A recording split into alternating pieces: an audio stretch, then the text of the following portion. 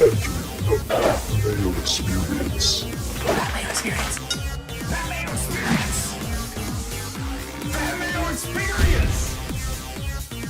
Experience.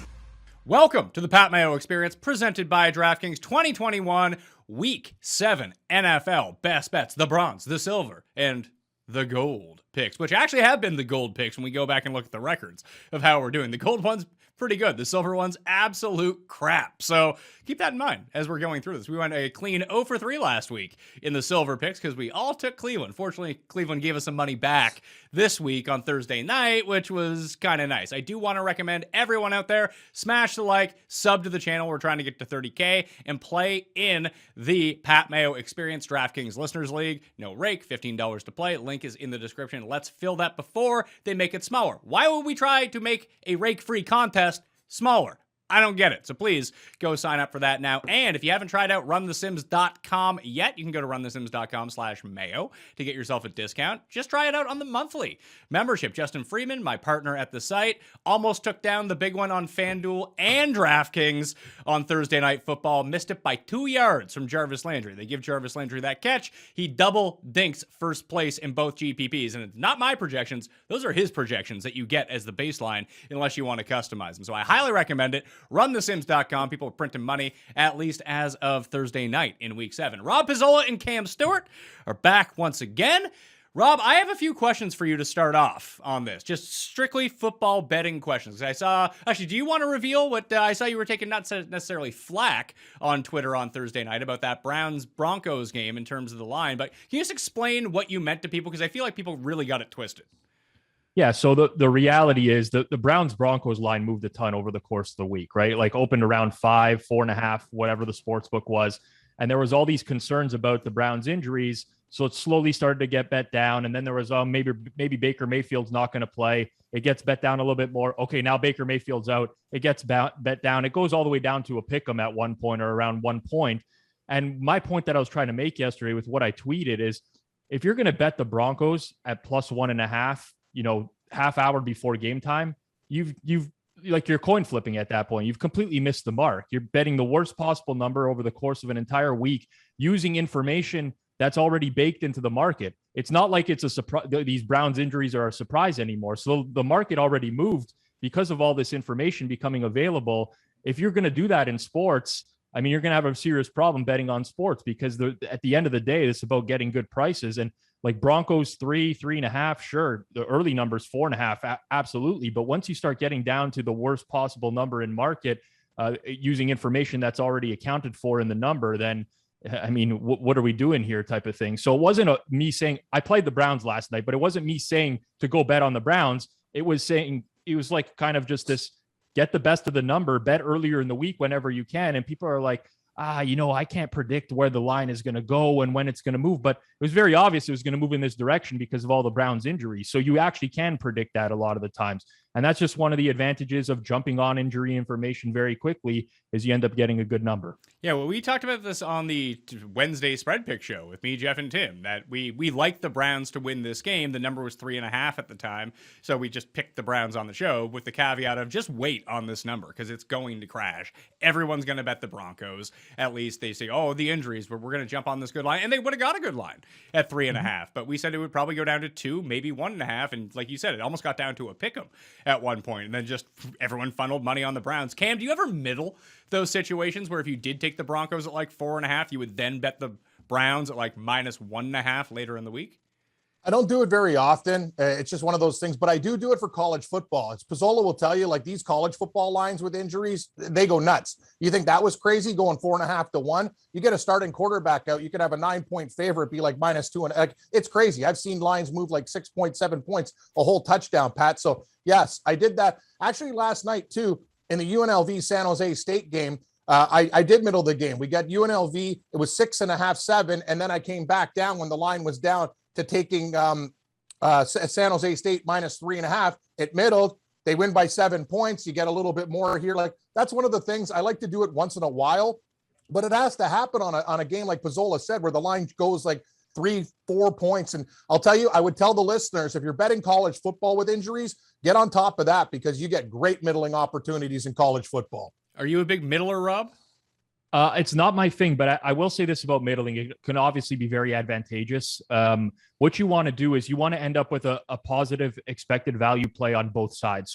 So for example, last night, if you made the Broncos a favorite in the game and you bet the Broncos early, you're not going to play Cleveland back because that makes no sense. That would be a minus EV play.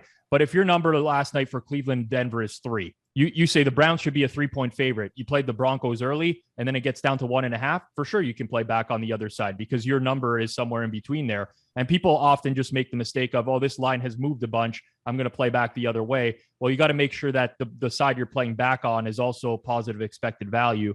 And for the most part in the NFL or college football, when you're going to do this, you want to do it around key numbers, right? You're always looking for middles around 3, around 7. Take 7.5 on the dog, 6 on the favorite type of thing. 3.5 on the dog, pick them on the favorite, whatever. I'm just throwing out random numbers, but it's not something I typically do a whole lot because I just don't see a lot of opportunities to do it. But it can definitely be profitable if you find the right game. Do you find that there are any tricks in defining when the spread is going to move one way or another? I mean, there's general perception, obviously, of, oh, yeah, this game is most definitely going to move to that side. Everyone I've heard talking about this game is going to push the number because everyone's just randomly going to bet it. But I just find it like if you log on to DraftKings Sportsbook, where we get all of our lines from, or any book that you want to go on to, like the moment that you see a spread and all of a sudden it's even money or plus 105, that number is moving pretty quickly, it feels. Yes, that's an indicator that side is being bet a little bit and there's a little bit of liability on that side. So more likely than not, it's going to move that way. But say we have just a flat spread. I mean, most of the NFL market later in the week is going to move based off of injury information or weather information. So for example, early in the week, this week, we saw the Colts 49ers total just really come down. I think came down like 2 or 3 points on Monday, which if you look at the Santa Clara weather forecast for Sunday Night Football, it's pretty ugly. It's 25 mile an hour winds, rainy night. So people will move off that information. Same with injuries in the NFL. Once you start to see injury reports for teams, you see guys limited in practice, a bunch of injuries starting to mount up, whether that doesn't matter the positions really, but mainly offensive line, skill position players, quarterback and wide receiver are going to have a big impact. You can really start to understand that maybe I need to get out ahead of this line or really pay attention to this situation because the line is likely to move in this direction. Let's get to the gold picks for week 7. Cam, this is the worst slate of the year for me to look at. I don't have a strong feeling on any one of these games. Are you feeling that way, or do you feel like, oh no, I got 3 or 4 here? Oh, it's grenade time. And the thing is, and Pizzola knows me, I like horrible teams to begin with. Like I'm looking going, what losers am I backing? Like, am I backing all of these clowns this week? Like I'm thinking about that. Oh, the Bears look tasty. What about Houston getting that many points? Like that's the way my mind thinks is like, I don't know. I've been brainwashed pet ever since I learned blackjack. This wise Asian man told me underdogs, and scared money never wins. And it kind of like, I listened to that stuff for the rest of my life. And I love underdogs. It's really hard for me to get on a favorite, unlike Cleveland, like Pizzola said, when the line goes down to almost a pick 'em. But here's the thing. I'm going to start with the New York Jets as my gold pick against the against the New England Patriots today. These guys are, they got some time. Zach Wilson can work on some things. And the defense for the Jets has been actually respectable. They're on the field a lot of the time. And I don't believe in this Mac Jones Patriots team. I know they got burned against Dallas, but I think they're an overrated football club. Everyone talks about the genius of Bill Belichick. Well, I think the Jets can do enough to keep this game close. It's a divisional game. I'm getting 7 points. I saw on DraftKings it went down to 6.5. But Rob, without telepathically, I said, go on BetStamp and find me a 7. He did. That's what we're going to do right now. Everywhere else, I'm telling you, I need that 7, Pat. But I like the Jets. I think it's going to be a real close game, maybe a field goal game. I love it. And I know it's hard to put money on Zach Wilson and this Jets team, but I think this is a good spot for them. Rested, ready to rock in New England. They're just not the team people. I think, I don't think they're that good. And I think Mac Jones, he gets a lot of credit. I'm not sure if he's there yet. Zach Wilson has problems. Keep the turnovers down. Give me the Jets, Jets. They might win this game outright and maybe lose a heartbreaker. Cust is all over the Jets this week too. Of course, that one's for you. That one's for you, Cust. I saw Cust rant too. I want to be a chef. Cust, be careful what you wish for. I've worked in kitchens before, and let me tell you, next to dentists, when I used to do the study, high rate of suicide between cooks. It's a very high stressful job. Not if you're cooking at like for a couple people or whatever, but when you're doing real kitchens, 150 people, guests sitting down. I've worked at lodges, resorts. It's a nightmare. My cook was 400 pounds. He used to throw knives. The guy was absolutely crazy, and he died of a heart attack. God bless you, Stan. He always liked me because I peeled carrots and potatoes faster than the usual guy. But I'm telling you, it's a high-stress job. Be careful what you wish for. High rate of suicide with chefs. Rob, you and I went head-to-head on our gold picks last week. I was the public guy. I took Dallas. You took New England. Obviously, we know how that turned out. But we also discussed last week about being on the right side of a game, even if it doesn't work out. After watching that game, what do you actually think was the right side of that game? Because obviously late, New England should have won and New England should have covered. But at no point did they look like they had any chance to win that game with the way that Dallas was playing. There's a lot of factors that go into it. So first, it's where the number closed. So the number closed at 3 or 3.5, depending on the sports book. So taking New England +4 prior to the game, I think, is the right side. The second thing I'll say is in game, New England was within the number. And if you look at the live betting odds throughout the course of that game, they were within 4 for the majority of the game until Dallas went up, I believe, 27-21 later on. So I think that's another checkbox for me. The one that I'll say for you is that it completely right. I think just from a box score perspective, Dallas did dominate the game and got unlucky Dak Prescott was obviously in the end zone on that second down before he fumbled on third down. Like, there's no doubt. I don't even know why it wasn't reviewed. I guess they didn't have a definitive view. So from just a pure gameplay perspective, I'd say definitely looking at the box score, I would have much rather had Dallas -4 than New England +4. At the end of the day, it was just one of those where it was like the roller coaster of probability late in the game. And I mean, I think about the amount of things that needed to go wrong to lose New England +4, and they all went wrong. And I mean, such as life, hopefully it balances out over time. And that's just kind of the way I look at football. Yeah, I almost wanted to take a victory lap after the pick 6. And I was like, here we go. And I was like, I'm not going to do it. Then just the next play. Obviously, it's going to be like an 80-yard touchdown. I told you guys. But you guys see this. I told you about the Mexican soap opera. Like, when in the NFL can't we get anything that just is normal? And I'll defend Rob, even though he comes at me all the time. He's been on some good picks that have gone sour. If you want to talk about bad luck, that is bad luck. And we get bad beats in this sport. But God, everything has to be interesting. You're covering a game easily. Stupid flag. Ref will put the ball at the one, you know what I mean? At the 2-yard line, they'll score easily. It is so easy to manipulate an NFL game through flags, or just keep on giving team holding calls, make it 3rd and 65, whatever the hell you want to do. It just seems one of those guys, I'm watching this stuff. I get it. Very few blowouts, but as I said before, man, like, it's just hold your breath. If you're betting tons of money on this stuff, you know what? You got to expect it. Like, if you're going to go get mad and break TVs and flip out, I used to do that when I started gambling, but you can't, because you've got to expect something stupid or bad luck's going to happen in games all the time, fellas. You know that. The last 2 minutes of these games nowadays are like, you're never comfortable. I had Minnesota against Carolina last week. Oh, like, yeah, me too. Like, I'm like, what's happening here? Like, exactly. How does this, I mean, well, I know what's happening there. Mike Zimmer is like, Mike Zimmer is that guy that he's playing blackjack and he's got like a 10 against the dealer 6 and he's not doubling. There's no chance. He might. That's the thing, Mike. You can have any card in the deck. No, I think I'm happy. I'll stay here. It's like, no, you have to take a card. No, I disagree. I don't have to do anything. No, honestly, some of these old guys, I'm getting like parts in my brain where I got holes and I'm forgetting things. These are old guys that are football lifers. It's hard, man. Day after day after day. A lot of them are just, even in baseball, you watch Roberts from the Dodgers, some of those games, Pizzola, he's sitting there, he's aged like 10 years, he's frozen, he doesn't know what to do. It's like, limit the damage, bro. It's crazy, man. But you're right about Zimmer. He's a good football man, but sometimes decision making, not so much. Well, we see it late in the game for Minnesota almost every single week that it's true. They're gonna try to blow the game, and then like half the time they don't. That's essentially what just a perception from me. A lot of these coaches that used to be defensive coordinators, they're out to lunch completely. Like, they're the guys that are going to punt back, rely on their defense to win them. Like, it's 2021. The game has changed a lot. And I even hate to say it about Bill Belichick too. Like, he's completely lost it from that point of view, where he's going to punt and rely on his defense like he still has one. You look at Vic Fangio for Denver. Like, this guy is absolutely out to lunch. Great defensive coordinator, but put this guy as a head coach, and like, he's completely neutered as a head coach. I mean, they don't go for it. Obvious situations. Like, I hate to bring this up again, Ken, but we've talked about the Browns coaching staff before. Yeah. Like, compare with the Browns coaching staff last night to what the Broncos, like the Browns. No, I agree with that. Hey, I think they had a good game plan last night. And as I said before, we're not going to live in the past, but Case Keenum's not that much of a downgrade from friggin' Baker Mayfield. They're the same size. They're almost the same type of guy. The Browns got guys back on the line. It's a perfect situation. Their third string running back Johnson's good. You saw him before. It's like one of those things. The line shouldn't have been manipulated like that because Case Keenum's a veteran. He's played in his system when he was with the Minnesota Vikings. It's actually great. That's why we pounced on the Browns. It was a good spot.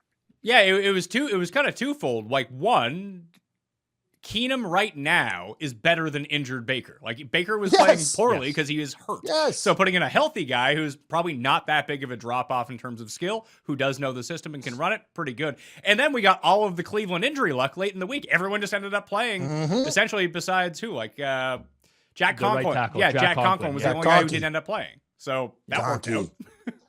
Yeah, Richard. Remember Conky on Trailer Park Boys? I do. Oh, man. Richard. He's Trailer in the Park bog. Boys? What an underrated Honestly, show. like that So episode was on where the doll's in like the bog. I'm pissing myself. Like, for you, if you guys haven't seen that stuff with Conky and Richard, you got to watch it. It's some real good laughs. Good laughs. Cam actually has a piss jug at his desk, and he just throws it up into the trees afterwards. Okay, here's where I'm going here. No. I want to cycle back to the Belichick thing for a second. When I first started writing about football, it was around like 2009. And then I think it was the Sunday night game, Patriots and Colts, when Belichick went for it on 4th and 2 to ice the game. Yes. It was like 2010, 2011, around that time. Or maybe it was 2009. It was around that time frame. I completely forget. And he got absolutely destroyed for going for it on 4th and 2. It was a little like flick pass to Kevin Falk out of the backfield, which should have worked, and it didn't work. It's a lot like the It was a first down. It was a first down. It should have been a first down. Sorry to interrupt you, Pat, but that was just a bad spot on that play that didn't work out. Go ahead. But he got absolutely destroyed for it. And then one of the first big pieces that I ever wrote was, and it wasn't really like analytically based, it was more just me looking at the game. It was like, why wouldn't you go for this? You're averaging like 7 yards a play. You have Brady. You have almost everything at your disposal to get 2 yards at midfield. Like, why wouldn't you go for this and not have to put the ball back in Peyton Manning's hands? You can just win the game right here. It made no sense to me at the time why people were criticizing that. It's just so weird that like a decade later, Belichick is now the opposite of that guy. Like in the Bills game on Monday night, like they should have went for it. They did go for it. They didn't get it. Sometimes you don't get it. It's not 100% that it's going to work, but why wouldn't you go for that? I agree. I mean, but like now we're starting at that time, these teams didn't have access to the analytics that we have now, just in general. So it's definitely changed in terms of the data that you have available to you in order to make a decision. It was like revolutionary for Belichick to do that. And that was, in my opinion, one of those cases of definitely the right call and got the wrong result. But yeah, I don't know what's happened to him over time. I really don't know. And it's hilarious to think of a couple years ago when Brady left New England and the amount of people that were like, oh, Belichick made Brady, like Brady's going to Tampa Bay and now his career is going to fall off a cliff. And I think we're kind of learning somewhat of the opposite now. And that's not to say Belichick at his time, in his heyday wasn't the best coach around, because he was, but he's lost a step. It's a different game now. And it feels like he's still coaching like it was 10 years ago. Yeah. He's essentially Popovich since Duncan retired. Yeah. He's a dinosaur, essentially. It reminds me of Cam in a lot of ways. Pizzola, I was really nice to you today, so that was really uncalled for. You know what, Cam? I love you as a brother. And actually, last night I was thinking about you in the middle of the night. This is not a sick, perverse conversation. Here we go. But yeah. I was feeling horrible yesterday. I was like had the flu or something like that. Horrible day. Couldn't stomach any food. Seriously. Yes. After the football game's over last night, I finally have an appetite back. I'm like, okay, you know what? I'm gonna make some popcorn, something easy to eat, whatever. Yes. Ate some popcorn on the couch. I was watching like some Survivor reruns, whatever. Passed out on the couch, completely passed out. That's a dangerous move. I woke up in the middle of the night, and first thing I thought, like, You know, Cam warned me last week, the most dangerous food on the planet is popcorn. I could have died in my sleep here. People don't get it, man. Those kernels, like, and that's the thing. Like that's the thing. Never fall asleep with it too. But usually, who eats popcorn early in the day too? It's a late night snack, right? You're with your lady watching a movie or you're doing something, you know, you're hungry. It's either, for me, you pop in some toast or you eat popcorn. Like, I'm not going to make a gourmet meal at 3:00 in the morning when hunger hits, right? And sometimes cereal doesn't cut it. I'm with you, Pizzola. I'm telling you, people don't know. I don't know how you want me to do this, Pat. I have rankings, maybe like top gold, silver, bronze, dangerous cereals. We could do other foods or whatever, but that's the thing. People don't understand. I warn you, just like Pizzola said, popcorn, the skin comes off. If you got a dry mouth or you're feeling sick, it gets stuck in your throat and larynx and you're playing with fire. Good luck to you. I'm just warning you. It's very, very, very, very, you're walking a very thin tightrope with popcorn. What do we think is, if I set the over under at 0.5 of the amount of people who've died from eating popcorn in the last 365 days that were not allergic to the corn in some way? You think it's like actually believe this is a choking hazard? Seniors, and I know this, people are like, where's Cam? No, seniors don't serve grilled cheese because the cheese sticks to the top of their throat and they die. You're telling me that a senior doesn't skip out one day, go to the casino, go hit a movie like the old times, like I'm sick and tired of being on. I'm telling you, I guarantee popcorn has killed way more than 0.5 people. I'm thinking the line should be 4.5, maybe more. Like, I'd like to know popcorn. Yes. I'd like to know too. I'd like to. Okay. Well, I don't know how we're going to find out, but I can tell you people choke on a lot of different things. Popcorn has caused a death before. Guarantee. I just called it dangerous. I didn't say it's going to kill you. I'm just saying you're going to be like, you had problems. You had to get it out of your mouth. It's not a fun situation. That's all I'm saying. But what are the other dangers? Like, if you're going to call it dangerous and it's not going to kill you. It's just dangerous because it sticks to the top of your throat. Okay. You know what? But what's the danger of that? I'll just give you my gold, silver, and bronze cereals. Okay. Bronze, Captain Crunch. You got to soak it first or else it's going to cut your gums. Okay. I'm not going to say it's going to kill you, but if you like red milk, that's your thing. 2, shredded wheat, the ones that come in the pack. The wheat is so dry, even if you soak it with milk, it's just like popcorn. It'll get stuck at the top, at the bottom, on your tongue, and you have problems breathing. And number 1 is a bit of a shocker, but Vector. Vector is a thicker flake, and I'm telling you, I've ate it before. The milk does not crush it down like cornflakes and everything else. It's got little nuggets of something in there too. That stuff will just, oh my God, Vector's way worse than popcorn. I've had so much Vector in my throat. Like, I love Vector too. It's a good, healthy cereal, but it's a very dangerous one. Captain Crunch, shredded wheat, Vector, gold, silver, bronze. There you go. I would put Captain Crunch as the gold personally, based off experience, because it's basically like eating razor blades when you eat Captain Crunch. Yeah, that's what I said. It's sharp. It's very sharp. You gotta soak it. I haven't experienced the red milk personally. That's like a lot of bleeding gums, but I've had some Captain Crunch where I'm like, you're bleeding in your mouth. Yeah, you can taste a little bit of it's not good. Yeah. No, it's not iron. I like Captain Crunch as a cereal. I do too. Crunch Berries I like Crunch Berries too. I like all Captain Crunch products. If I could get that flavor in a different form, you know what I'm talking about? Yeah. I'd be really happy. Instead like in a Shreddies form or something, instead of like a little like sharp nugget. Yeah, I don't understand. It's that corn fusion that they have with that. It's just not regular. Yeah, you got to really soak it. I feel like Pat? There's a lawsuit coming one day. There might be a lawsuit. Do you feel the same about these cereals? I don't really. I so rarely eat cereals that just whatever my kids have around, I'll finish that off if they don't finish it. That's the extent of my cereal experience. And it's usually soaked by milk because you're getting the leftovers. It's very soggy at that point. So I tried to research here. You know, I was doing my own research on the internet, and I tried to find out about popcorn death. So I typed in, death, how many people die of popcorn per year, and one article came up called "Popcorn: Lies, Damn Lies, and More False Information." So I clicked on it. I was like, okay, maybe we got some stuff in here. And when you click on a website and then like the pop-up will come up like, join this newsletter, turn off your ad block or whatever. This one just popped up. So I've left it up here. It just says, tired of woke and fake news? Learn the facts about Wuhan, vaccine, population control, and climate change. Get the facts. I don't know if I want to trust this one, man. I'm not going to lie. I agree, but don't worry. Yeah, and they'll have a story saying nobody's ever died of popcorn, sponsored by Orville Rettenbacher Corporation or whatever, or Jiffy Pop. I'm telling you, somebody in the world has died from popcorn getting caught in their throat before. We'll find it. Pizzola, do the research and come back. And listen, tell me. I have a lot of things to do over the course of the week. I'm probably not going to spend my time going like I'm interested in it. If someone out there can do it and drop it in like the comments, I'll read it because I'm interested in that type of stuff. But I'm not going to spend like half an hour. I get it. That's fine. That's new Dream Theater album is out today. That's what I got to preoccupy. Oh, here we go. Okay, Pizzola, pick up the guitar and start shredding. Here we go. This guy.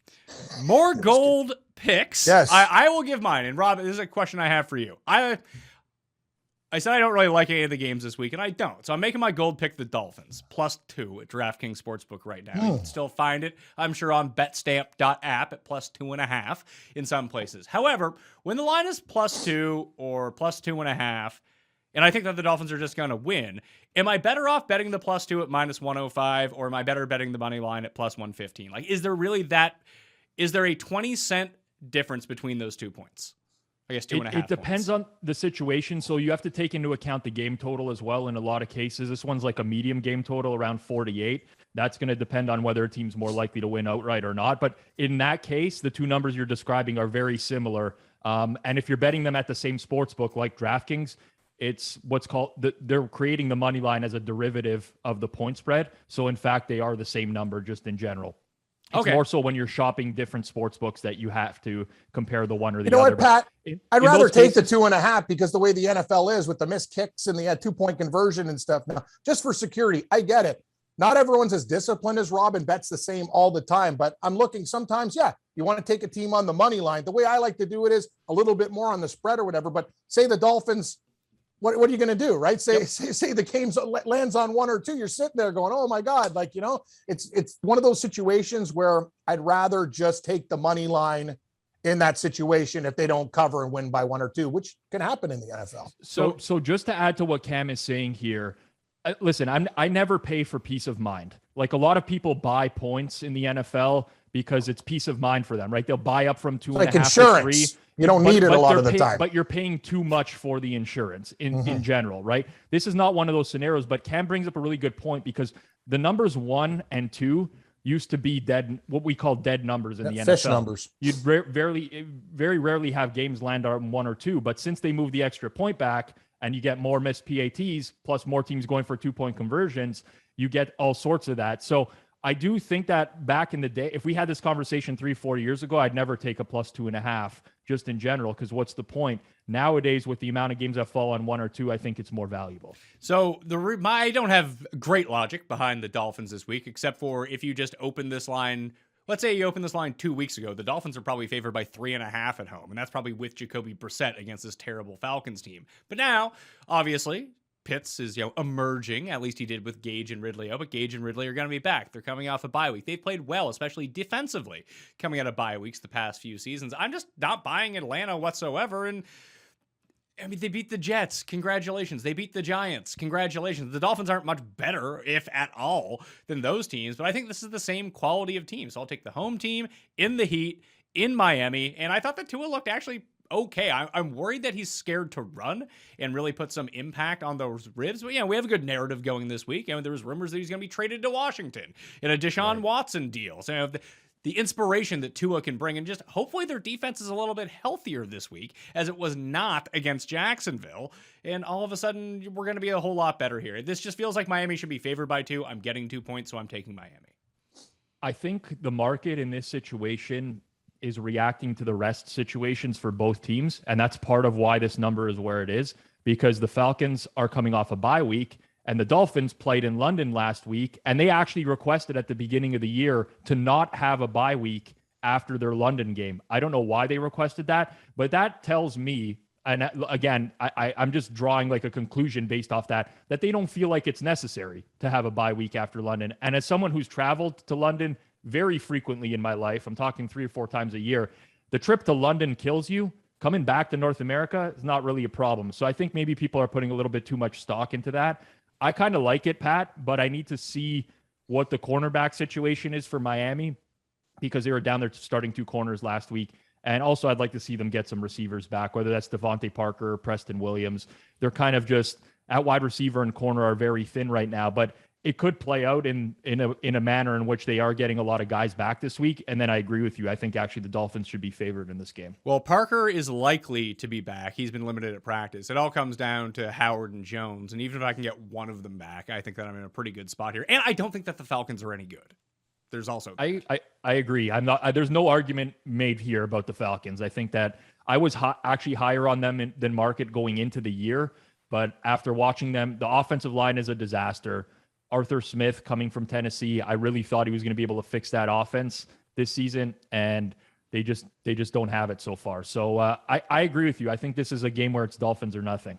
So we'll get to Rob's gold pick. I should recap that 2-1 on the gold picks last week. Rob lost. So 3-3 on gold picks for the year for Rob. 5-1 for me. 5-0-1 for Cam on gold picks. We are actually Cam's 4-2 on silver picks. Rob's 0-6. I'm 1-5. And on bronze picks, I'm 2-4.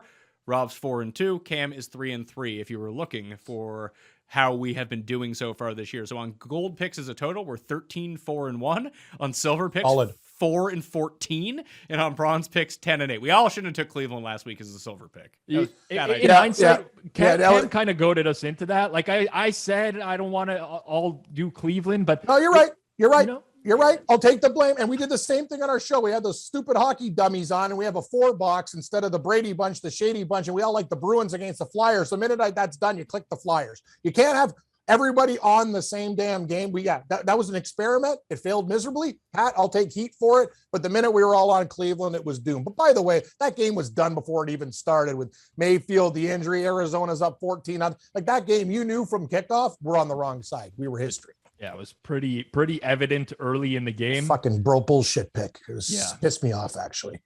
It's fucking Browns. Team, honestly, until last night, I hated that team. But they got a little bit of love back. That's about it. Gold pick, Rob.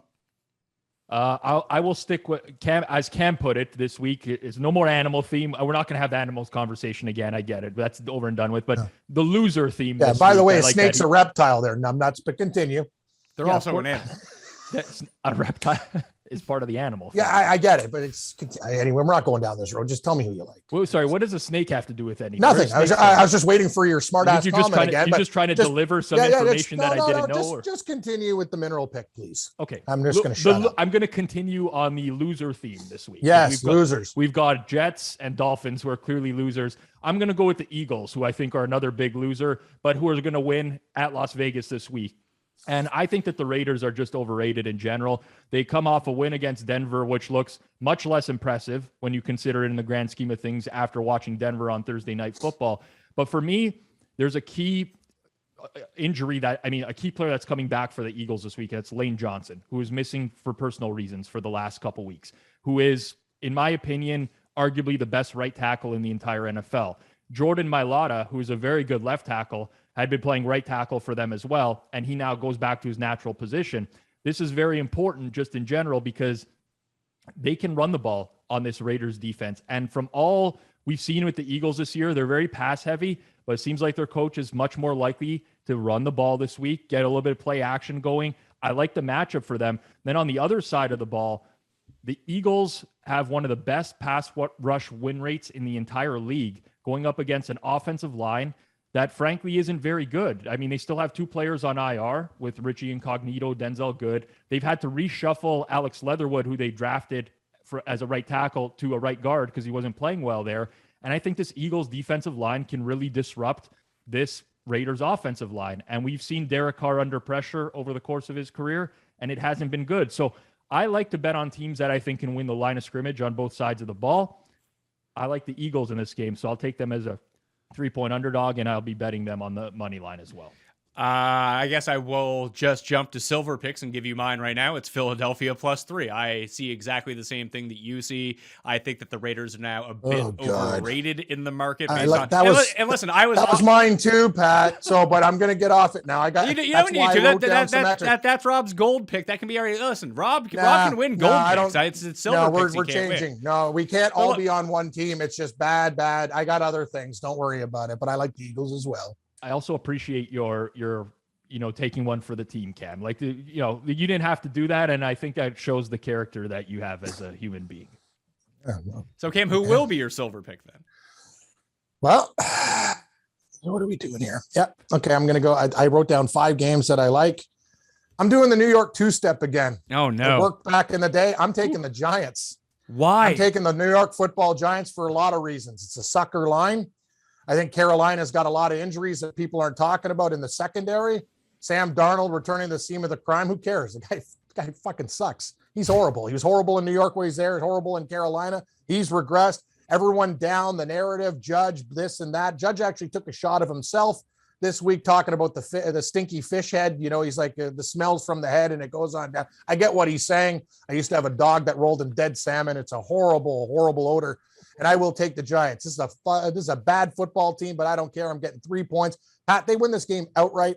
Carolina, it's a sucker line. I'm just saying that, like, you know, it just feels weird the whole week. This one is basically not just evaluation of game. It's a line that they put out. I'll take the 3 points with the G-men this week. I think Daniel Jones actually does well and wins this football game outright. I'll take the points. So you can shop this around. It's now 2.5 at 2.5. It used to be 3.5. I actually think that this is a sucker line the other way because the Giants are terrible. And Carolina, Okay, fair. after Okay. watching that Minnesota-Carolina game, I've beat on this a whole bunch of times this week, so I don't need to like repeat myself a bunch. But I think Carolina had 9 drops in that game last week. Like Darnold was hitting guys, they just weren't catching it.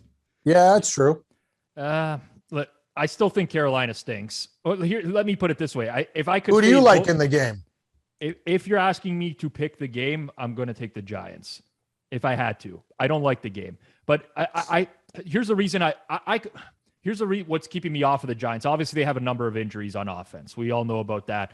It's the Carolina pass rush against the Giants offensive line. And we've started to see like the old Daniel Jones that he starts to face pressure and he kind of shits the bed. That's what scares me. But I don't think Carolina is deserving of this price tag at all. I think Sam Darnold has gone back to the Darnold of old. And yes, there were drops last week, Pat, but he was 10 for 30 at one point in the fourth quarter last week. And like the Vikings don't have this stellar defense either. It's just ugly. I mean, we're looking at this board this week and it's pretty much disgusting across the board. So That's the NFL. It gets disgusting. Like, I got to be honest with you. Last week was pretty disgusting too. Other than like, it's more disgusting this week because we have favorites of 12.5, 17.5, and there's some bad matchups this week. You're right. Like what's a good game this week? Like what is Baltimore, Cincinnati? I would consider like an upper echelon game. Yeah, Like a real good game. Tennessee and Kansas City is going to be a fun game. That's a good game. Excellent point, Patrick. You are correct. People I want don't to call you. Are there I any don't other know why I good call you games? Patrick. I People have a want- buddy named Patrick. People want to think Sunday Night Football is going to be a fun game, but it's not going to be a fun game at all. not two teams that I enjoy watching too much, but it could be a good game. Like Colts 49ers would probably be a good game. It'd just I be think like one of so. those where it's a sloppy good game, right? It's a good game. It's all right. All right, so Philadelphia +3 for me. Giants -2.5 for Cam. Rob Silver pick. Let's get off. No. Giants +3. Giants. Giants +3. +3. Yeah, sorry. I was trying to give you Thank 5.5 points the other way. Sorry. I'd love the 3.5. I can't believe it's down to 2.5. That's absolutely. See, guys, like Pat, you got to say. So I got to notice something about DraftKings since we've been doing the show. These guys are sharp. They're putting these lines there. That is a definite move to attract like people who just got into the betting. Oh, Carolina -2.5. Click.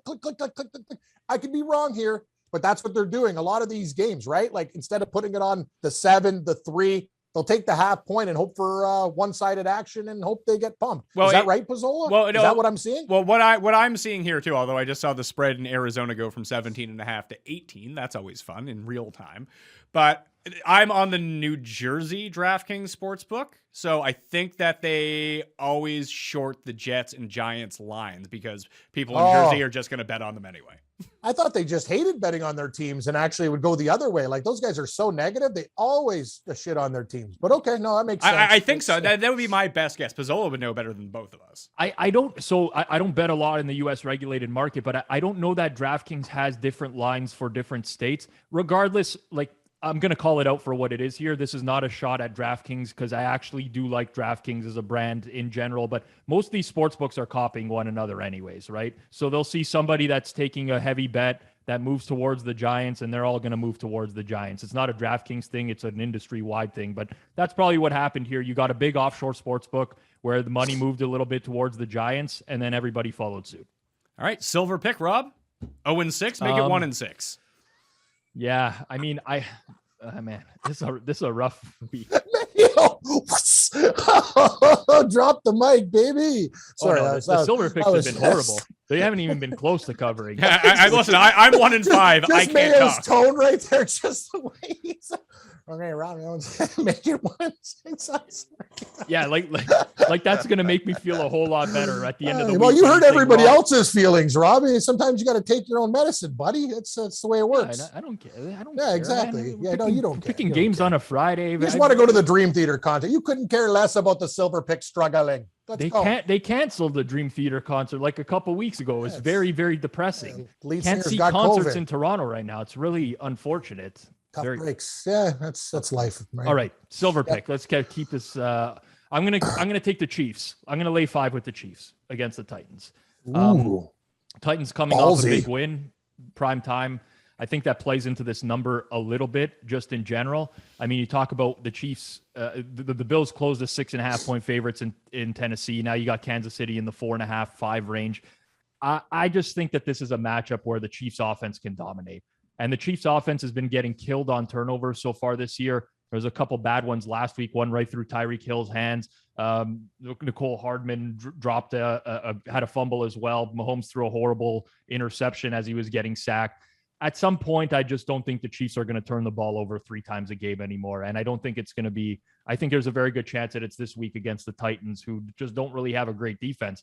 Like, a lot of people are talking about how great Tennessee's defense played against the Bills on Monday night. They gave up 31 points, and it would have been 38 if Josh Allen didn't slip on a quarterback sneak. Like that, if that was the best performance that they had on defense, then I just don't see how they stop the Chiefs. And then you add in all the injuries that they suffered on Monday Night Football.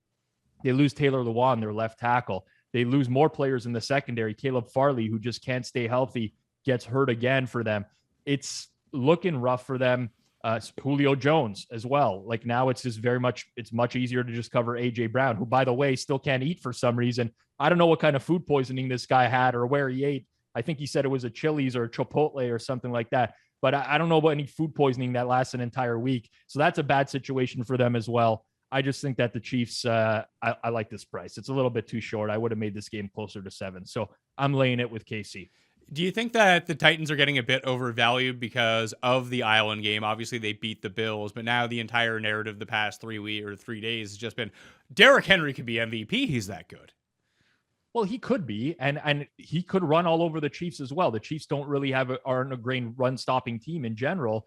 But at the end of the day, I trust the Chiefs offense to score so much more than I do the Titans offense. And the reality of the situation is, we forget, like, Tennessee lost at home to the Jets.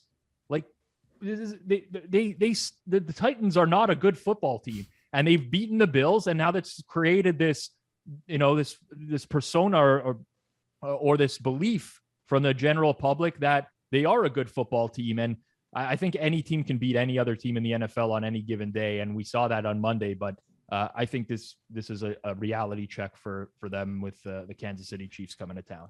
All right, well, let's get to the bronze picks. I've had a lot of success the past few weeks letting you guys pick, and then we run through like the 3 or 4 shortlist ones that I've had. We've landed on the right one, so I thank you guys for that. So, Rob, we'll stick with you. Bronze pick for week 7. This is a tough one because all the games suck again, and I'm trying to listen. I'll take Washington plus 7.5. Yeah, against Green Bay. Not so much because I like Washington. The line has moved obviously from 9.5 to 7.5, which actually isn't a huge move because, again, you're moving through like some dead numbers of 8, 9. So I'm fine with the 7.5 here. There's a couple things to keep an eye on here. One is that Green Bay plays Thursday Night Football against Arizona, which is a massive matchup in the NFC. Could determine home field advantage in the playoffs. There's a lot of playoff implications for that Thursday game. So very easy for them to just want to get out of this Washington game healthy with a win. And I will say this about the Packers. You look, they've won 2 games by double digits this year. One was last week against the Bears, where it was pretty much close throughout, and then they sealed it with a late touchdown.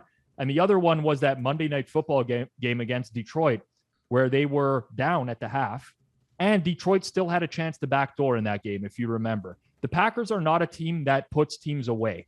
They methodically drive up the field now. It's not a lot of big plays anymore because all the other teams just double Devontae Adams. They methodically work their way up the field very slowly. They're not a great red zone team anymore. And then when they do get leads late in the game, they play this super soft prevent and let the other team work their way all the way down the field. And personally, Washington's cost like a lot of people a lot of money this season, so no one really wants to back them. I think this is a good spot to back them, where the final against Kansas City was a little bit misleading last week. They had some bad luck in the second half. They were there. They were there for the first half, at least. In the second half, everything just kind of went against them. But I like the 7.5 points here. I think this should be 7 or less. And I think the Packers are a little bit overrated by market right now. Not a team that's going to win by a large margin too often. Cam, bronze pick for you, sir. Pizzola stole my thunder there. I love Washington this week. I think actually this game, Green Bay is going to squeak out a win. And the other team, you want to talk, people talk about narratives and crap. Just look to what the next game is. Houston is actually another team at plus 18. It's between those two teams. I'll go with Washington, Pat. If we had a beryllium copper pick, it would be Houston now that it's plus 18. But I'm with Pizzola. I trust the Washington football team more. I don't like all of us having the same picks, but I think this is a bad spot for Green Bay. Huge look-ahead spot. They want to get out of DC alive, squeak out a 3-4 point win. Hell, they can win by 7. Just don't win by 8. That's the thing. Washington can hang with these guys. They've had some bad luck as well down the stretch in games. They've actually been tight against Kansas City for a while. They've fallen apart. If they could just keep it together for a while, don't get rattled, I think they can hang in this game. And I'm going to tell you, Green Bay might be on upset alert. I'll take the touchdown and a hook. Give me the Washington football team. I agree. And Pat, I'm telling you, I'm crazy. Arizona's worth a look at 18 too. Watch out. Big game next week. Look ahead spots for both Green Bay and Arizona. I did see that in like neutral pace and neutral situations so far this season, Arizona is absolutely demolishing everyone. That's the problem. When the game actually matters, that they can just score so quickly. So that one, I mean, I took Houston on the show at plus 17.5. Not going to be betting the plus 17.5. It's just the Cardinals feel like they could win by 40, and it's almost like the Tampa Bay game with Chicago, where that's up to 12 right now. And my heart tells me that the Bears cover that game, but I've just seen Tampa steamroll these crap teams way too often, especially at home. I got a question then, guys. Out of the big ones, what team out of the big spreads, who's going to get blown out? The Lions? I think is that the one favorite? The Rams like just murder the, because all the other ones I can make a case for the Bears, Arizona, Washington. Like I don't know. I gotta like Detroit can't score. That's the whole problem. Like I'd love to take the Lions, but they're awful. And I do think that there's going to be, I mean, I know, Rob, you probably can't factor this into your modeling, but I think that the Rams want to embarrass the Lions. I mean, I don't know. Listen, I don't. They're going to try to narratives. They're going to make things as like McVay's going to break out some. Oh, take a look at what I can do with Stafford, and that defense is going to try to make Goof look. You think really like the friendship with Goff? It's kind of like I didn't like the way I handled the situation with Goff. Like, it's more like we're going to punch you in the face again and embarrass you more. I think it's more like, hey, this is why we made this trade. Look. Yeah, fair enough. And it won't be like, hey, let's go into prevent halfway through the third. Like, we're going to keep playing defense in this one. We're not going to let. It's like all the Lions accumulate all their fantasy points with 6 minutes left in the fourth quarter. I don't think the Rams are going to let them do that. Yeah. And the Rams, to be honest, they're pretty good at winning by like you look at against the Giants. They just kind of demolished the Giants and never really looked back in that game either. So it's one of those teams that can't separate. But like. I'm just not a big narratives guy. Like I could say this is narratives do the opposite of narratives. That's the whole how you win money. Narratives then take like the last Lions. night in baseball. The Los Angeles Dodgers are done. Blah blah blah blah blah. Then they come back and win with spot pitching, and then it was the same game the game before. Do the opposite of what people are saying, Rob. I mean, I think that a lot of times the perception doesn't mirror reality. A lot of people are talking about how this is a big game for the Rams. They want to show off Stafford. It's a huge game for Jared Goff. Like this is the team that traded him. But he that said you're no good, and he does suck. He's pretty stinks. bad. Yeah. He stinks. He's got small hands. Yeah. He's got no brain. He's got a lot of problems with Jared Goff. No brain. See, you keep on the guy went to Cal Berkeley. Like I just don't. Okay, brain. He's just not a good quarterback. No football IQ. Okay. The guy could not read a defense. He actually the Rams, IQ. Sean McVay literally had to rush him up to the line of scrimmage so that they could get set up, and McVay could tell him what the defense was in. before they lost the communication at 15 seconds. That's right. No, so he doesn't have a good football IQ. Apologies to the Goff family and to Jared himself. It's just not very nice to call somebody stupid unless you really know that they're stupid. But anyway. I didn't use the word stupid. I tried to make it a little more classy with no brains. It's a little bit more classy. no brains is nicer than stupid. Okay. Put it this I'd way. rather be called stupid than no brains. All Rob They're is both saying bad. that during a zombie apocalypse that, the goof would be fine. I just realized too in that box, Pat, we do this show, like my head eats yours and Pizzola's head. Like look at the size of that. Like Pat, like, you have a nice proportioned head. Like my head takes up the whole damn square. Pizzola, you're kind of in the middle, and Pat's head is a normal size. You guys are very still, and I'm like a bobblehead. I'm around all the time, so it's kind of like really weird. At work, they want to put handcuffs on me because I'm moving so much. Yeah, No, but additionally, you're very close to your camera. This is the only way that we can get you into the box is at this angle. You're like the Wizard of Oz. I don't know what the hell I am, but my cranium's the size of a bowling ball. All right, 16-pounder. I got some short list games here. My only point on the narrative stuff was like if you had to pick one of these big favorites to cover, I think it would be the Rams. They would be my best guess. Yeah, it's tough. I'd say Bucks for me, just because I don't think the Bears can pass the ball. Like to beat the Fields Bucs, is not ready. It's pretty simple. He's not ready to go. You got to beat their secondary, and I don't think the Bears are a team that's methodically going to move the ball up the field passing. But Fields, the one thing that he'll do is he'll just chuck it down the field. That he will. You might get lucky with a pass interference or a bad secondary, and they just convert a few of these long plays. It's possible. It's the NFL. We're flipping a lot of points. That's the Jalen Hurts playbook. Throw it up and hope for the best. Hurts is so great. I love Hurts so much. I wish he was like good, but he's like not. So that's a problem. But to watch him, it's like, ooh, what's going to happen now? Yeah, exactly. Just roll out and go chuck. Well, you know exactly what's going to happen. Hey, it's going to be he's going to drop back, look for a receiver, not find them, roll out to his right, and then throw it down the field. There it is. Pass interference. Or just run the ball out of bounds for a negative 2-yard loss. Hey, maybe for no reason. Maybe he'll get it together. I love Josh Allen as a rookie because every time that he dropped back to pass, literally anything could happen. And it just made him super entertaining to watch. And then he got good. So maybe the same could happen to Hurts. Who knows? He doesn't quite have the arm strength of a Josh Allen, but we'll see. So here's my short list of 3 games. I know where Cam stands on one of them. I have a feeling that you guys are going to be on the opposite side of all 3 of these because they're kind of, they feel like very squarish plays, but I just happen to think that one side is better than the other. One I've already talked myself out of, and I really want to take the Saints -4.5 in Seattle.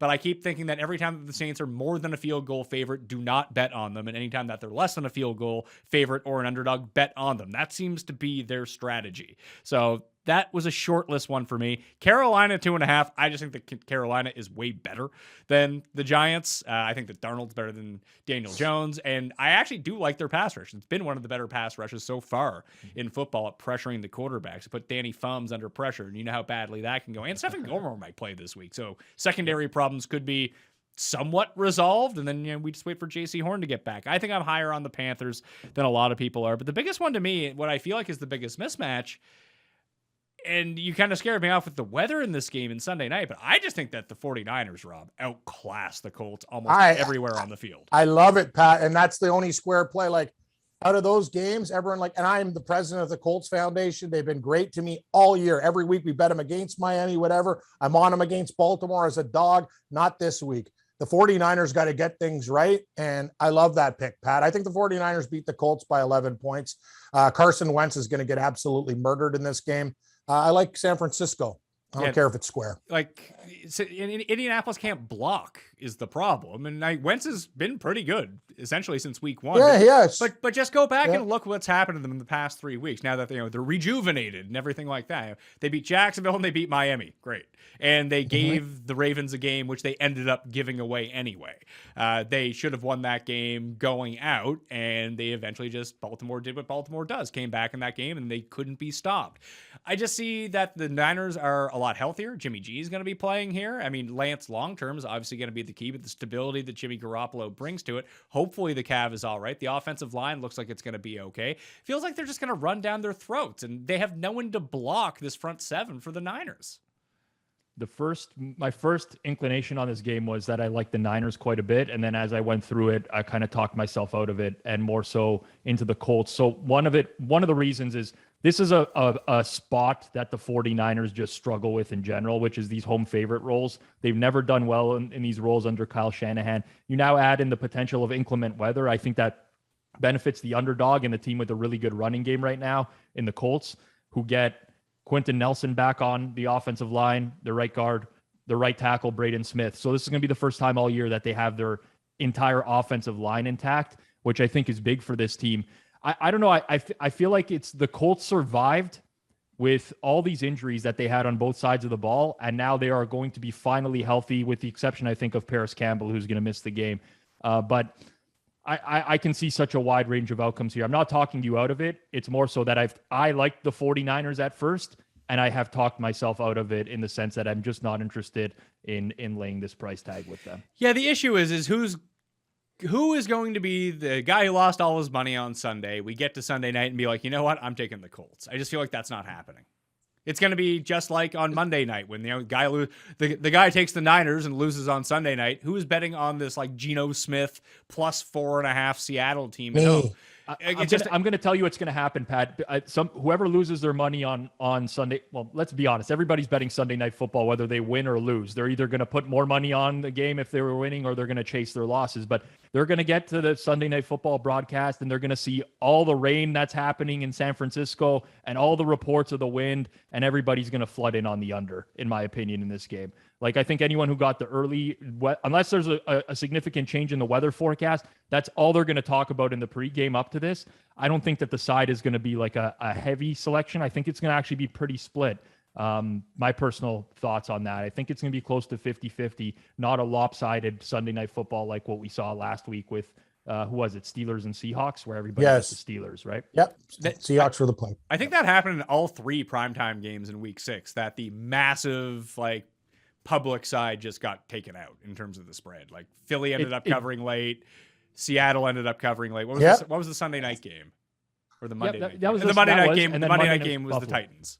Yeah, but you're right. But also, let's for a balancing act, all the public sides on Sunday afternoon won as well. Like, I like to give the whole story here. It's not like I'm not a fade the public guy. Again, I've explained the reasons for that in the past, just in general. I think there are some things that there are like narratives out there that certainly you can fade, but I'm not just going to look blindly at what the bet percentages are on a game and take all the ones that are being less heavily bet, because I have to pay to do that, minus 110. The sportsbook gets plus 110 because people are betting those numbers. I understand. I'm not necessarily looking at like the public bet percentage. It's more just of a perception thing. Of like when I see people giving out picks for a game, and I've looked at 30 people on my Twitter feed and they all give out the same bet, it's going to lose. Yeah, then I agree with you. Like, if everyone's going to go on one side, I'm not saying you could do it for every single game. Like, a perfect example might be, like, I admit I do that a lot. I am a fade the public guy a lot of the time because I think some of these lines are ridiculous. And I think a lot of the time, guys, the books bait people. That's my opinion.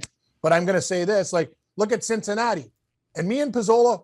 One thing you told me a long time ago, and we've known this, publicly bet underdogs is the worst place to be on. Still, then, the past, whatever. That's why Baltimore, like, I want to take Cincinnati all week. Everyone's going to look at Cincinnati as a dangerous underdog. That scares me off them. That's the whole thing. Publicly bet dogs are a nightmare. You want to be on those dogs that people don't think about. That's all I'm saying. Yeah, remember in Talladega Nights where, if you're not first, you're last. And then Ricky Bobby's dad comes in and he's like, if you're not first, you're last. Like, I was drunk and high when I said that. And Ricky Bobby's like, I've been using that my whole life. Like, that's my I have been using it my whole life. I don't care, drunk and high. It works. The publicly backed underdogs thing was something I said to you 10 years ago when I was definitely losing betting on sports. I'm just going to throw it out there and say, with complete honesty, publicly bet underdogs never win more than they lose. It's a fact. You bet every public underdog, you're going to get murdered. You're murdered. Rob, Pizzola, you're just saying this now to get me fired up. Rob, I can put you on an email list that I just signed up for that just gives you the facts about things. And that might be one of them. I'd love to see it. I mean, I need the popcorn facts. I definitely need the popcorn facts this week. I need the publicly backed underdog facts. Publicly backed underdogs do not win more than they lose more than they win. One person in the world has died from popcorn getting caught in their throat. I'm almost willing to bet my life on it. Popcorn caught in their throat. I mean, I think you're probably right. I think it's happened at some point. Gotta happen. Well, in terms of the public back, I mean, I think that we talked about this last week when it came to the Bengals and Lions game. It's like when I just looked around, it's like, oh, Lions definitely covering 3.5. It's like, all right, and look what happened to that pick, Pat. I was on the Lions last week on the show. But that is the most recent example of this. That, like Rob said, like we remember the primetime games, but we're not remembering. I was on Dallas last week. That was probably the most like heavily bet one side by your average jabroni. Consider like myself, just betting Dallas -4, -3.5. Oh, it went down. I'll bet it again. It worked out. Maybe it shouldn't. So New England wasn't a total public underdog though. People bet on Dallas because of the spread. No, it was 3. Yeah, I'm saying that everyone was on Dallas, and it wasn't a publicly backed underdog. But in terms of fading the public was on Dallas last week. Well, listen, our silver bet last week, Arizona was a publicly backed. Like I can find a lot of individual scenarios. In the long run, my whole point is that this is my process in general. I don't really care what other people are doing on a game. I'm going to evaluate the game as I see fit, and I'm going to bet the game. That's me. Everyone has their own ways. That's what works for me. And that's it. That's all I'm getting at. And Cam, all I was trying to say is that when I used to say that all the time. I recall this was 10 years ago when we first started working I think together. it still works. I personally do not buy into that anymore. If it works for you and that's something you believe in, I'm there. Sticking to it. But I would never give somebody that same advice anymore. Okay, well, whatever. I don't bet public underdogs, in my opinion, are dangerous. That's all. We see eye to eye on a lot of things. We see eye to eye on. We both like Washington this week. Cereal, hope it works Washington. out. Yeah, there's a lot of stuff we see eye to eye on. So I'm not trying to. So I don't know, you're trying to butter me up now. You hate all the bands that I like. You say no one dies from popcorn. You scoff. You mean at I my hate stuff. Sorry. So I hate on all the bands that you like. Yeah, you think they're all losers because they can't shred? Like, no, it's some part of music is just it's lyrical and it's got to be whatever. Not everybody has to be a fucking a piano star or whatever. Sometimes guys who can play, they just play in a different way. Anyway, I'm not going to get into this with you today. We've always fought like you think you need to shred to be like somebody no, amazing like fucking Satriani. It doesn't wait work a that second way. here. There's guitarists that play sloppy. Jimi Hendrix wasn't perfect. He's amazing. I'm going to defend myself here because you're painting me with a brush that is not correct. I don't think I am. You are. I have my musical preferences. Yes. I like to listen to progressive metal, progressive rock, songs that have songs with what with elves and fucking warlocks and dragons and all sorts of shit. If that's what they write about, that's fine. Fair that's enough. what I like to listen to personally. That does not mean that I do not respect bands outside of my own personal preferences. Yes. Like, for example, I don't listen to Coldplay. Do I think Coldplay writes some really good tunes and they're great songwriters and very talented? Yes, I do. That's not for me. It's for other people. Fair enough. Okay. And you're, Neil Young, Cam, you're a huge Neil Young fan. I've never liked Neil Young. It's not my thing. It's that's fine. That's good. No, that's cool. Hey, no, I like it.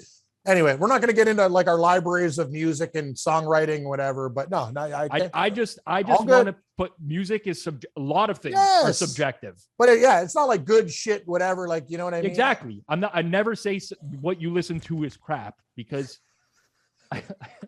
I don't believe that. I mean, I don't. It works for you. This is a long story, Pat. This has gone from the time me and Pizzola played together, like different bands. Like I'm into the early '90s shit, like Mudhoney and fucking Pearl Jam, Dinosaur Jr. That's what I grew up on, skate rock. And it's not as clean and crisp as metal, but you know what? It's what I like. So just like my fucking process when I bet, you know what I mean? I look at it, I go, too many people are on that side, whatever. I'm not going to say I don't. Like, I look at numbers too. I think there's a misconception that I just look at the public, 90% on this time. No, you look at situations, but you got to look at line movement too, because this game's all about books making money. And their job is what is the job, Pizzola? To get even money and live on the vig?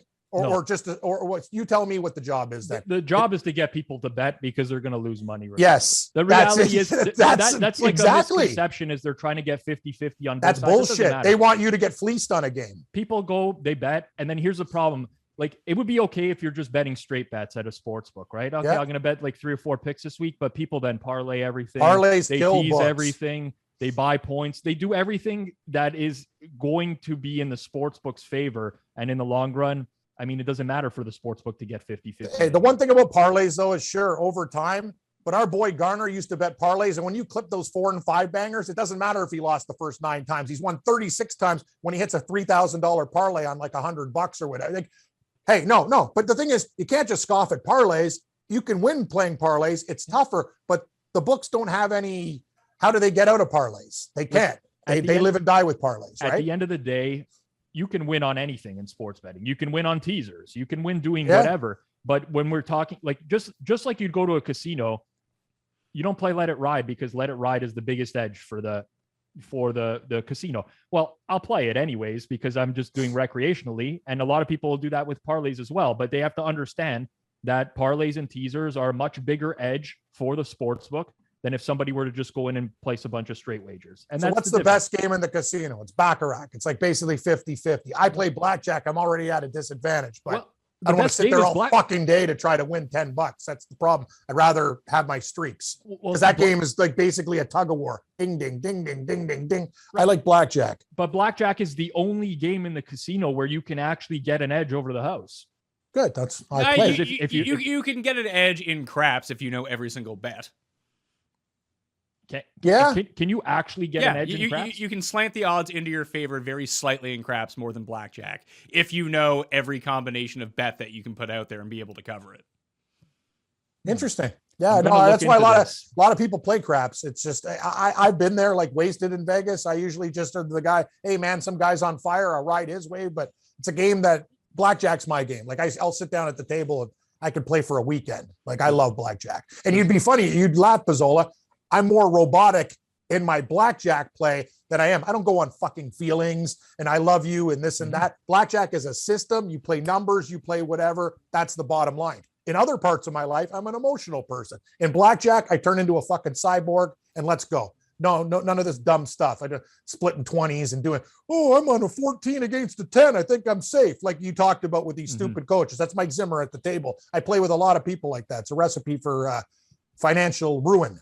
How do you handle the people at the table that don't know what they're doing? I usually try to be nice to them. I'm not going to be that guy who's going to be a prick. I go, listen, I wouldn't have stayed on a 13 against, like whatever. And I say, this is why, because our percentages are going to get killed. Here's the deal. Here's one basic rule of blackjack. You got to assume a lot of the time the dealer has 20.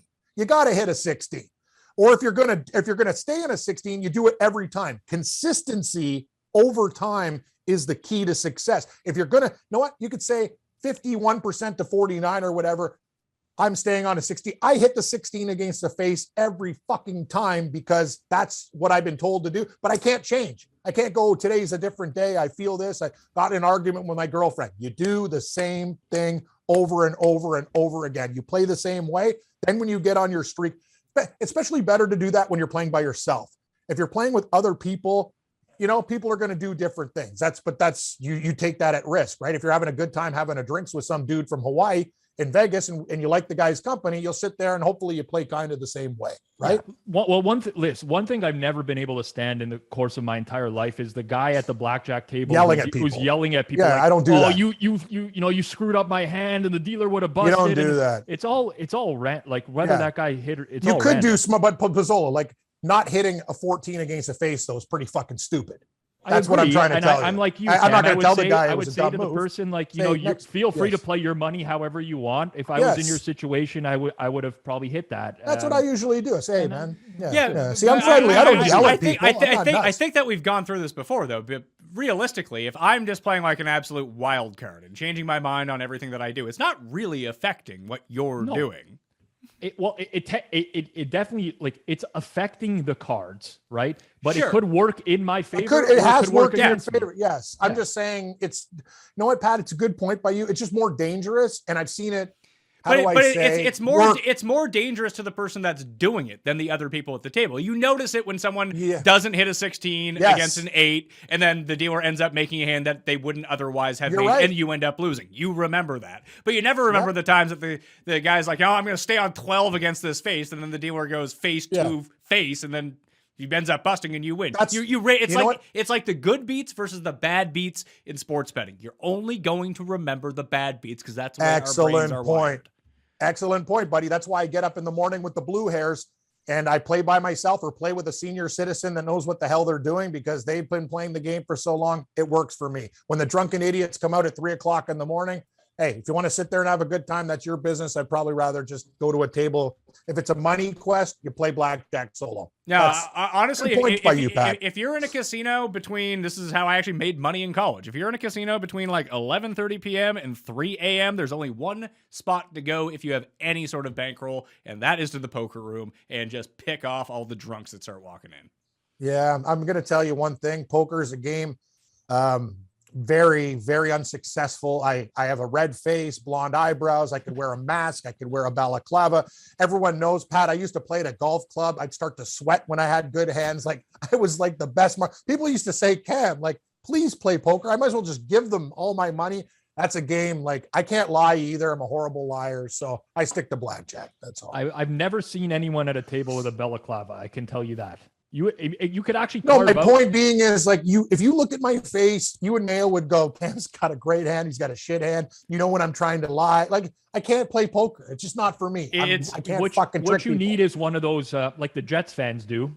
Cust would know all about a bag, the brown paper bag over their head, and just cut out some eyes and a breathing hole, and you'd be fine. Cust also has, as he was told, they played poker the other night. I wasn't there, but someone actually finally called him out and was like, Cust, you have the biggest tell, and everyone knows what it is. He's like, oh my God, I didn't know I was doing this.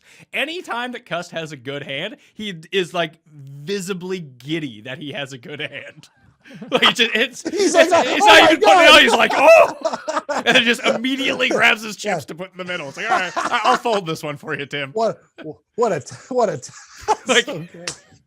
that's why I don't play poker too. The guys would say they could actually see when I had a good hand, like perspiration starting or like change of hue in my face. Like, no, I'm not playing a game that I have no chance of winning. Seriously though, the brown bag would like it gets a lot of those problems are gone if you have the brown bag. Hard to find brown bags now. Everything's like synthetic, like recycled bags. Oh yeah, that's great. There's new Indian store up the street, Namaste Grocery. The guy's like, oh, no, welcome to the new store. I come in there, buy eggs. The guy gave me a bag. The handles fell off and a whole dozen eggs smashed on my carpet. They're still there now because I didn't want to deal with it before my show. I'm going to go out after this show, grab a hose, throw it in the backyard and start spraying some fucking eggs. I can't believe it. Yeah. Why? You tried to save half a cent on the bag and you can't carry eggs?